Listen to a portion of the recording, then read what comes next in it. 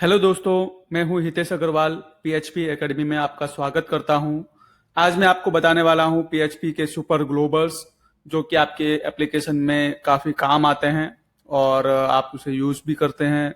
आप में से कितने लोगों को पीएचपी सुपर ग्लोबल्स के बारे में नहीं पता है? तो आज हम इस वीडियो में पीएचपी के सुपर ग्लोबल्स के बारे में डिटेल में जानकारी देने वाले हैं। तो चलिए स्टार्ट करते हैं, लेकिन उससे पहले मैं आपको एक रिक्वेस्ट करूंगा कि अगर आपने अभी तक हमारा चैनल सब्सक्राइब नहीं किया है तो प्लीज़ सब्सक्राइब कीजिए, जिससे आपको हमारे आने वाले लेटेस्ट वीडियोस के बारे में अपडेट मिल सके और आप पीएचपी और मजेंटो डिटेल में आप सीख सके। तो हमारे पास में 9 तरह के सुपर ग्लोबल्स हैं, जो कि है globals, server, request, post, get, files, env, cookie and session. तो मैं आपको एक एक करके बताता हूं उसके वो क्या यूज होते हैं, और उसके साथ में मैं आपको उसका एग्जांपल भी बताता हूं कि कैसे आप उसे अपने एप्लीकेशंस में यूज कर सकते हैं। तो सबसे पहले आता है ग्लोबल। तो ग्लोबल ये ऐसा एक सुपर वेरिएबल है जो आप स्क्रिप्ट में कहीं पर भी इसका यूज कर सकते हो। सपोज आपने एक फंक्शन बनाया और आप एक वेरिएबल उस फंक्शन के बाहर डिफाइन कर रहे हो, ठीक है?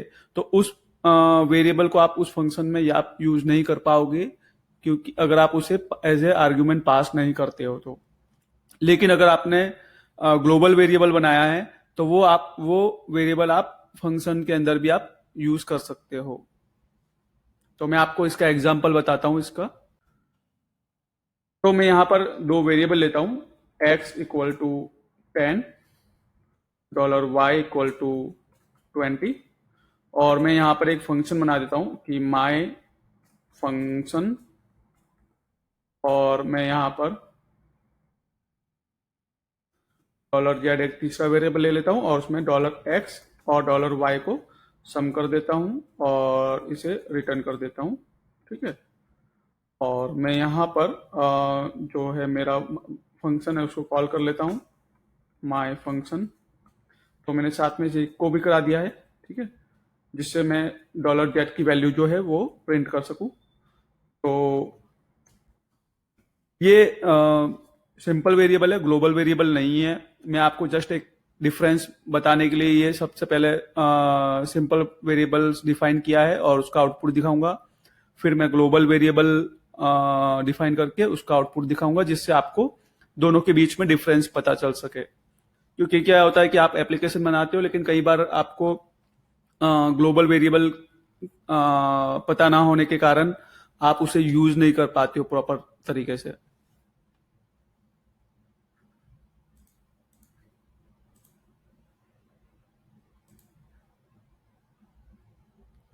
ठीक है, तो यहां पर आप देख सकते हो कि उसने मुझे एरर दे दिया है कि undefined x and undefined y. ये undefined x and undefined y क्यों दिया है? क्योंकि मैंने क्या किया है, यहां पर इसे बाहर डिफाइन किया है, अंदर डिफाइन नहीं किया है। तो अंदर यहां पर अगर मैं डिफाइन करूंगा x equal to 1, $y equal to 2, तो ही मुझे ये आउटपुट देगा, ठीक है? तो इसने मुझे आउटपुट दे दिया है, लेकिन मुझे क्या करना पड़ा, यहां पर अंदर डिफाइन किया करना पड़ा, फंक्शन के अंदर डिफाइन करना पड़ा, ठीक है? तो अगर मुझे ये वेरिएबल इस फंक्शन के अंदर बिना किसी आर्ग्यूमेंट के यूज करना है, ठीक है, तो मैं कैसे कर पाऊंगा? उसके लिए मुझे क्या करना रहेगा, ग्लोबल $x एंड $y, ठीक है? तो मैंने ये क्या कर दिया, इस वेरिएबल को ग्लोबल बना दिया, ठीक है, और वो मैं अब फंक्शन के अंदर इसे यूज कर सकूंगा। तो आप देख सकते हो मुझे ये 30 मिल रहा है, जो कि मैंने $x में 10 और $y में 20 असाइन किया था। तो मुझे वापस अंदर उसे डिफाइन करने की जरूरत नहीं पड़ी, जस्ट मैंने क्या किया, उस वेरिएबल को ग्लोबल बना दिया, जिससे अब ये मेरा वेरिएबल जो है इस फंक्शन के लिए पूरा ग्लोबल बन गया है, और इसे अब मैं यूज कर सकता हूं यहां पर, ठीक है? तो इसने मुझे रिटर्न कर दिया है। अभी मैं $z को भी ग्लोबल कर देता हूं,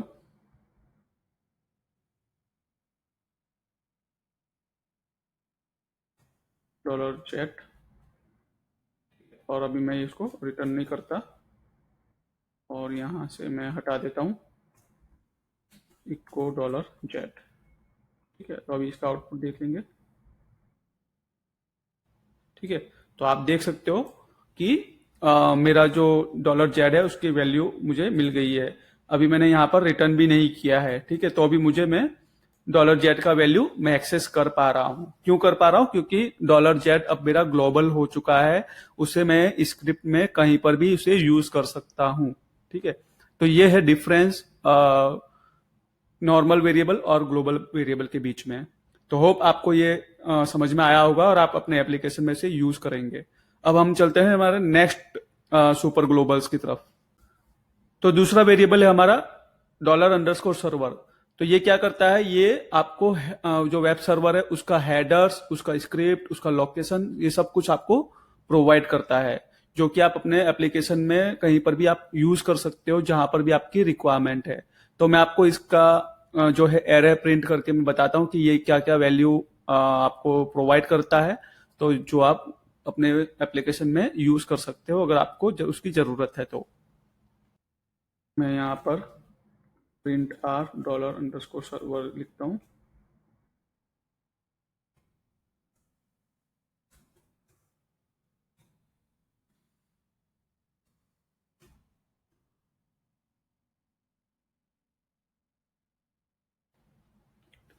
तो आप देख सकते हो यहाँ पर इसने डॉलर सर्वर ने मुझे काफी सारा डेटा यहाँ पर दिया है, जैसे कि HTTP होस्ट, जो आप ये जिस होस्ट पे आप अपना वेबसाइट चला रहे हो वो होस्ट आपको देता है। HTTP कनेक्शन आपको वैल्यू देता है। ठीक है, ये काफी सारी आपको कंट्रोल्स आप यूज कर सकते हो, काफी सारी इसके वेरिएबल्स जो है आप अपने एप्लीकेशंस में यूज कर सकते हो। जैसे मैं आपको बता दूं कि जैसे HTTP होस्ट आपके बहुत काम आ सकता है। ठीक है, फिर HTTP यूजर एजेंट आपको काफी काम आ सकता है। जैसे आप चेक करना चाहते हो, आप वैलिडेट करना चाहते हो कि यूजर ने आपका जो वेबसाइट है मोबाइल में ओपन किया है या डेस्कटॉप पे ओपन किया है और कौन से ब्राउजर में आप ओपन किया है, तो वो आप सारी इंफॉर्मेशन आपको मिल सकती है। ये बेसिकली काम आता है कि आपको अगर अपना जो वेबसाइट है मोबाइल के लिए अलग थीम यूज करना है और डेस्कटॉप के लिए अलग यूज करना है। ठीक है, तो वो आप इसके थ्रू आप वैलिडेट करके आप मैनेज कर सकते हो। ठीक है, तो आप ये इसका बहुत यूज आपके आ सकता है। ठीक है, फिर ये सर्वर नेम भी आपके काफी यूज हो सकता है। इसमें भी आपको वो लोकल होस्ट यानी आपका जो डोमेन का नाम है वो आपको मिलता है। पोर्ट आपके काफी काम आ सकता है। फिर डॉक्यूमेंट रूट ये काफी काम आता है। जैसे आप अपने सर्वर पे इमेज अपलोड करना चाहते हो, ठीक है, या कोई आपका कोई भी फाइल है, ठीक है, उसको आपको एक्सेस करना है, ठीक है, डायरेक्ट डॉक्यूमेंट रूट के द्वारा, तो आप इसका यूज कर सकते हो।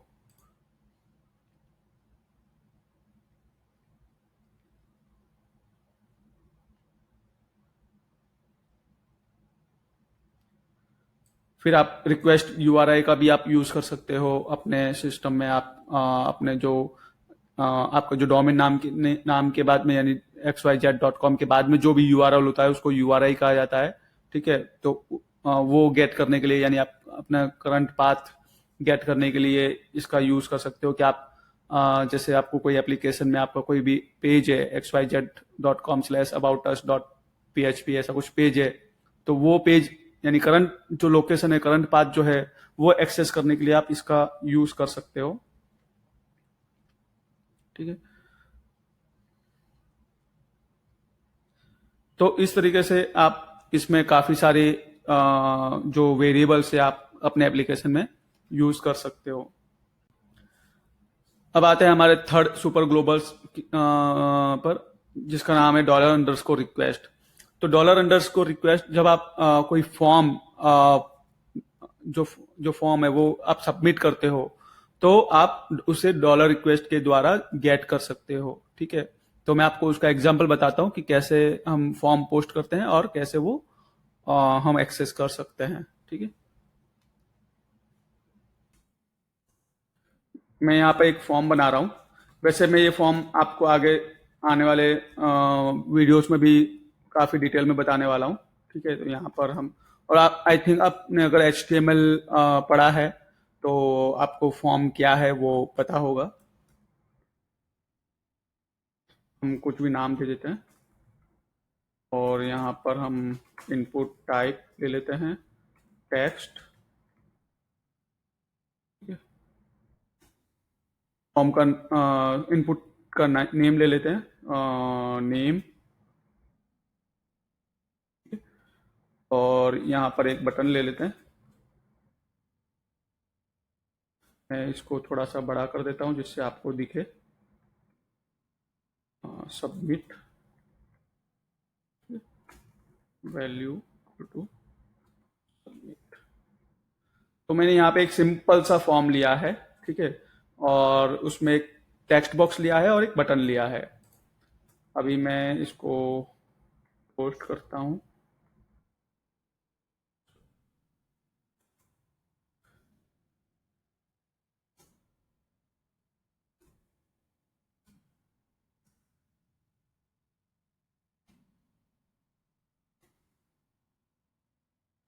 तो मैंने यहाँ पर जो फॉर्म सबमिट करूंगा तो उससे जो मुझे डेटा मिलेगा उसको मैं यहाँ पर प्रिंट कर रहा हूँ $_request से। ठीक है,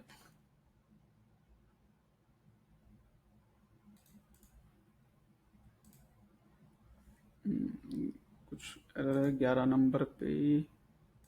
ओके, यहाँ पर मैंने PHP बंद किया है।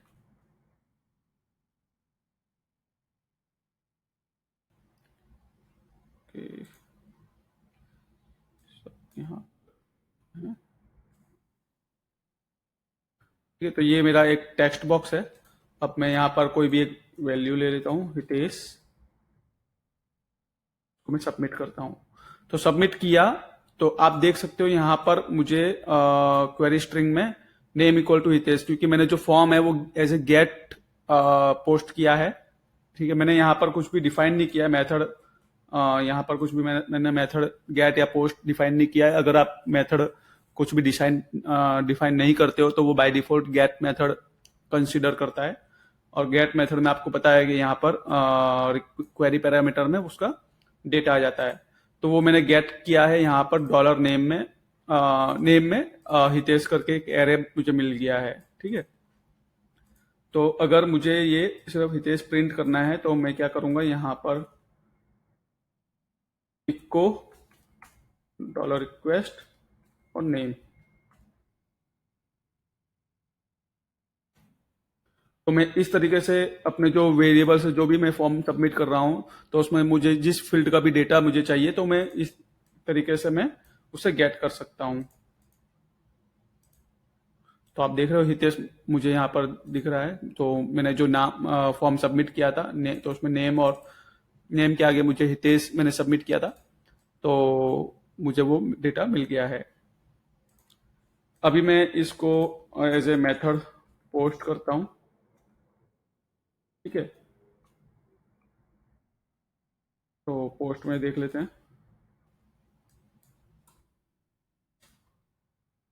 यहाँ पर मैं PHP एकेडमी में डालता हूँ और सबमिट करता हूँ। तो आप देख सकते हो यहाँ पर PHP एकेडमी मुझे प्रिंट हो गया है। तो ये जो $रिक्वेस्ट है वो दोनों केस में आपके काम करेगा। अगर आपने form as a get post किया है या पोस्ट एज ए पोस्ट किया है, सबमिट किया है, तो भी आपको वो $रिक्वेस्ट के द्वारा आपको डेटा मिल जाएगा। अब आते हैं हमारे नेक्स्ट सुपर ग्लोबल्स, जो कि है पोस्ट। तो पोस्ट सेम रिक्वेस्ट की तरह काम करता है, लेकिन पोस्ट में आपको फॉर्म जो है एज ए पोस्ट मेथड बनाना होता है, यानी सबमिट करना होता है। तो मैं आपको बता देता हूँ और यहाँ पे पोस्ट कर देता हूँ। अभी मैं सबमिट करता हूँ।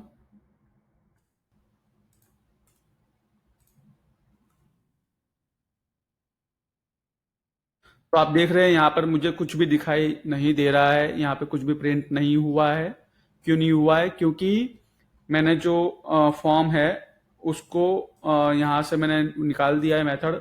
और यहाँ पर मैं क्या कर रहा हूँ, पोस्ट चेक कर रहा हूँ, अगर पोस्ट होगा तो ही मुझे ये डेटा देगा। ठीक है, तो अ, इसमें इस पोस्ट मेथड में आपका जो फॉर्म है उसका जो टाइप मेथड है वो पोस्ट होना चाहिए, तो ही वो आप सबमिट करोगे तो डेटा मिलेगा, नहीं तो नहीं मिलेगा।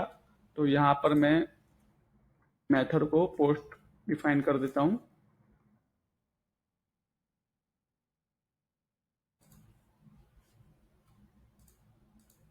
तो आप देख सकते हैं अब मेरा ये डिफाइन हो गया है। अभी मैं मेथड पोस्ट की जगह गेट कर देता हूं, आप देखते हैं।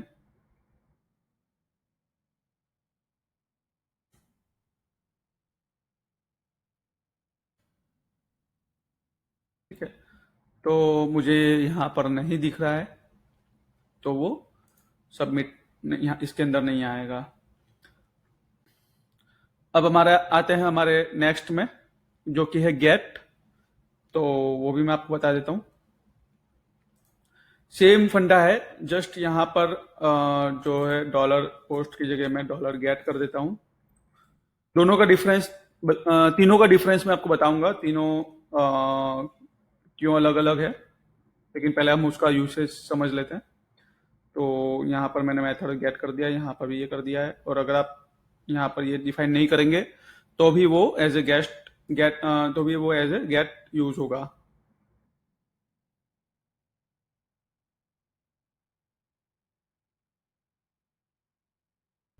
तो आप देख सकते हो यहाँ पर डिफाइन हो गया है, और यहाँ पर भी ये जब सबमिट किया तो यहाँ पर क्वेरी स्ट्रिंग में आ गया, और यहाँ पर PHP एकेडमी मेरे को दिख रहा है। ठीक है, इस केस में यहाँ पर मैं अगर मेथड को पोस्ट के थ्रू सबमिट करूंगा तो मुझे यहाँ पर ये डेटा नहीं मिलेगा। ठीक है, तो मैंने आपको बताया रिक्वेस्ट, मैंने आपको बताया पोस्ट और गेट। ठीक है, तो काम तीनों का सेम है। तीनों जो है जब मैं फॉर्म सबमिट करता हूं तो मुझे वो यहाँ पर डेटा देते हैं, वो जो मैं डेटा गेट कर सकता हूं। ठीक है, अपने स्क्रिप्ट में। अब तीनों डिफरेंस क्या है तीनों के बीच में, तीनों का काम एक ही है, तो तीनों क्यों अलग अलग है, तीनों के बीच में डिफरेंस क्या है। तो सबसे पहले मैं आपको बताऊंगा गेट। तो गेट क्या होता है कि गेट में जब भी आप फॉर्म सबमिट करते हो तो वो जो भी आपका डेटा है वो आपके URL में आपको दिखता है। ठीक है, जैसे कि आप यहाँ पर देख रहे हो कि यहाँ पर name equal to PHP academy दिख रहा है। ठीक है, तो यहाँ पर आप देख सकते हो, वो जो भी डेटा है वो आप गेट के थ्रू आप ले सकते हो। ठीक है, पोस्ट, तो पोस्ट में क्या होता है कि जब भी आप फॉर्म सबमिट करते हो, ठीक है, तो वो डेटा यहां पर नहीं दिखता है, इधर यहां पर नहीं होगा, वो एज ए पैरामीटर पास हो जाएगा, लेकिन यहां पर नहीं दिखेगा। ठीक है, हिडन वो रहता है। पोस्ट क्यों यूज होता है, क्योंकि अगर आपका कोई सेंसिटिव डेटा है, ठीक है, जो कि यूजर को पता नहीं चलना चाहिए, जब भी आप फॉर्म सबमिट कर रहे हो तो उस केस में आप पोस्ट का मेथड का आपको यूज करना चाहिए। जैसे आप कोई लॉगिन एप्लीकेशन बना रहे हो, ठीक है, तो या साइन अप एप्लीकेशन बना रहे हो, या कोई भी ऐसा एप्लीकेशन बना रहे हो जिसमें आपको जो आपका जो डेटा है वो हिडन फॉर्म में पास होना चाहिए, वो URL में कहीं पर भी किसी को दिखना नहीं चाहिए, उस केस में आप पोस्ट मेथड का यूज करते हो। रिक्वेस्ट मेथड, तो रिक्वेस्ट मेथड में आप जो है डेटा आप चाहे गेट में फॉर्म सबमिट कर रहे हो, चाहे पोस्ट में सबमिट कर रहे हो, तो वो दोनों को आप रिक्वेस्ट में ले सकते हो। तो आप चाहे फॉर्म गेट में सबमिट करो तो अभी आप उसे रिक्वेस्ट ग्लोबल के थ्रू, रिक्वेस्ट सुपर ग्लोबल के थ्रू आप एक्सेस कर सकते हो, चाहे आप पोस्ट में आप पास करो तो भी आप उसे सुपर ग्लोबल के थ्रू एक्सेस कर सकते हो। पोस्ट में क्या होता है कि पोस्ट में आप अगर get as a get form submit कर रहे हो तो आप उसको पोस्ट में नहीं ले सकते हो, आपको उसके लिए गेट ही यूज करना पड़ेगा।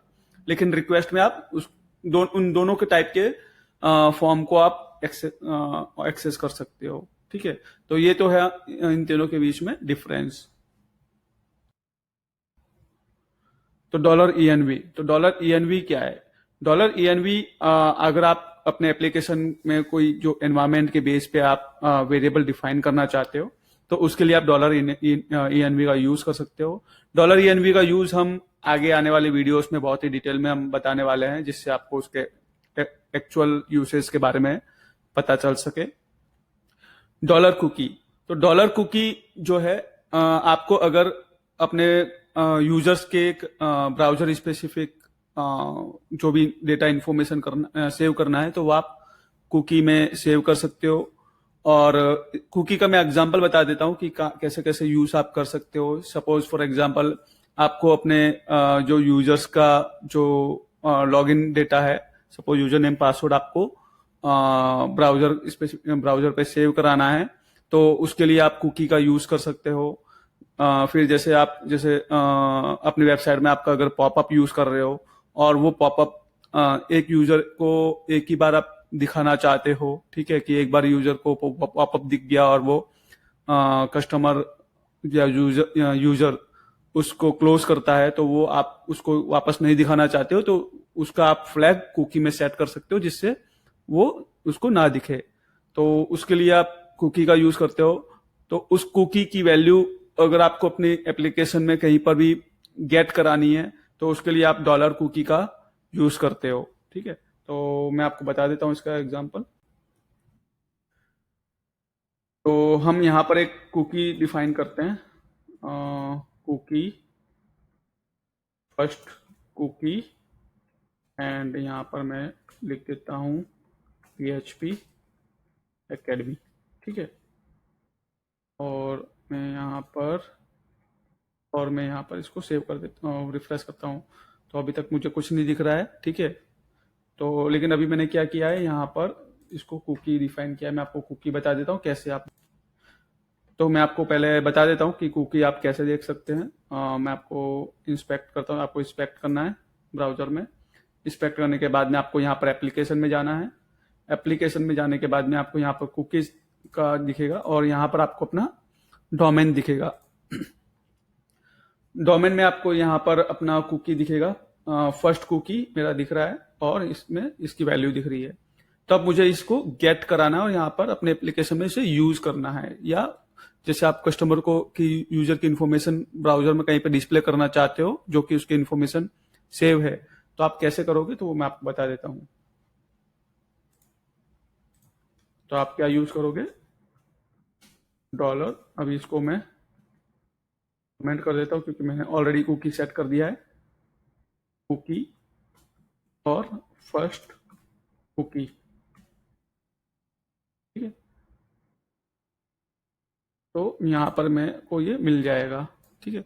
तो जैसे आप कोई यूजर की लॉगिन इन्फॉर्मेशन सेव कर रहे हो, यूजर नेम पासवर्ड, ठीक है, तो जब भी यूजर वो सेकंड टाइम आएगा तो आप इसका यूज, इस वेरिएबल का यूज करके उसके फॉर्म में यूजर नेम पासवर्ड उसको आप ऑटो फिल करा सकते हो, ठीक है। और सेम मैंने आपको बताया पॉपअप के केस में भी आप उसे यूज कर सकते हो।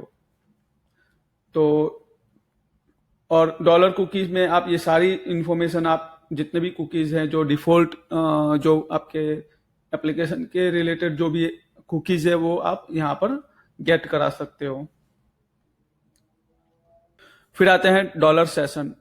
तो डॉलर अंडरस्कोर सेशन जो है वो आपका, जो आपको अगर कोई वैल्यूज सर्वर साइड पे सेव कराना है, ठीक है, तो आप डॉलर अंडरस्कोर सेशन यूज कर सकते हो। डॉलर सेशन यूज होता है, फॉर एग्जांपल मैं आपको बता दूं कि अगर आपको आप लॉगिन एप्लीकेशन बना रहे हो और आपको जब भी यूजर लॉगिन होता है तो उसका यूजर नेम पासवर्ड जब भी यूजर लॉगिन होता है, ठीक है, तो वो लॉगिन जो यूजर का जो यूजर नेम है और या उसका जो नाम है वो आप सेशन में आप सेव कर सकते हो, जिससे वो user throughout the application आपके सिस्टम में as a logged in customer गिना जाए, ठीक है। तो उसके लिए आप कुकी का यूज नहीं करेंगे, ठीक है, आप उसके लिए सेशन का यूज करेंगे। जब भी यूजर लॉगिन होगा तो उसका जो रोल्स है, जो नाम है, जो भी यूजर नेम है, तो वो आप सेशन में आप उसका जो सेशन आईडी है, ठीक है, तो वो आप डॉलर अंडरस्कोर सेशन में आप स्टोर करेंगे। क्योंकि दोनों में कुकी और सेशन में डिफरेंस क्या है। कुकी जो है वो ब्राउजर के जो क्लाइंट के ब्राउजर है उसके अंदर स्टोर होता है, और डॉलर जो सेशन है वो जो आप सर्वर साइड है वहां पर स्टोर होता है। ठीक है। डॉलर कुकी में आप कोई भी सेंसिटिव इंफॉर्मेशन सेव नहीं करेंगे, जैसे कोई भी सेशन का डेटा आप उसके कुकी के अंदर सेव नहीं करेंगे। फिर हो गया जैसे कार्ट है, तो कार्ट का भी डेटा आप कुकी में सेव ना करके डॉलर सेशन में आप उसको करेंगे, जिससे कोई भी थर्ड पार्टी हैकर्स, कोई भी पर्सन उसका डेटा ना ले सके। तो मैं आपको सेशन का यूसेज बताता हूँ। तो सेशन का यूज करने के लिए आपको सबसे पहले सेशन स्टार्ट करना पड़ता है। ठीक है। और उसके बाद में आप डॉलर सेशन से आप इसे डिफाइन कर सकते हो।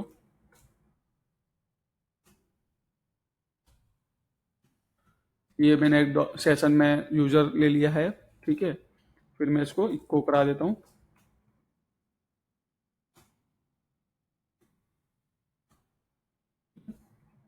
अभी मैं इसको रन करता हूँ। Unexpected variable, sorry.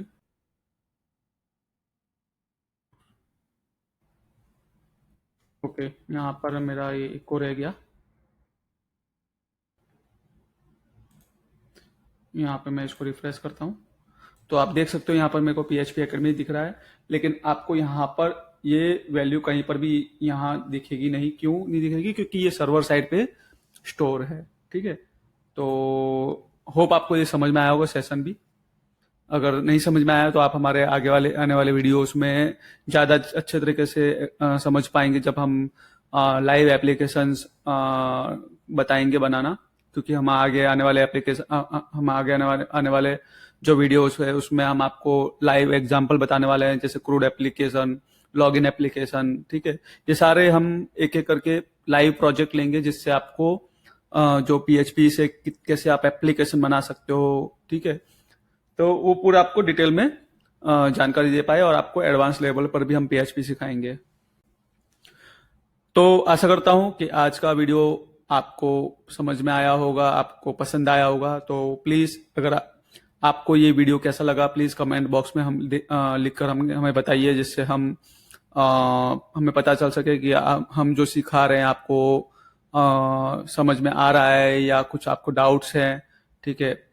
और प्लीज लाइक भी कीजिए, तो हमको मोटिवेशन मिलेगा आपको सिखाने के लिए। और अपने सब फ्रेंड्स के साथ में भी शेयर कीजिए। और आपको अगर कुछ भी डाउट्स है, कुछ भी PHP के रिलेटेड इश्यूज है, तो वो कमेंट बॉक्स में लिखिए, जिससे हम आपके जो भी डाउट्स है, जो भी इश्यूज है, वो हम क्लियर कर सके। तो थैंक यू, कीप वॉचिंग।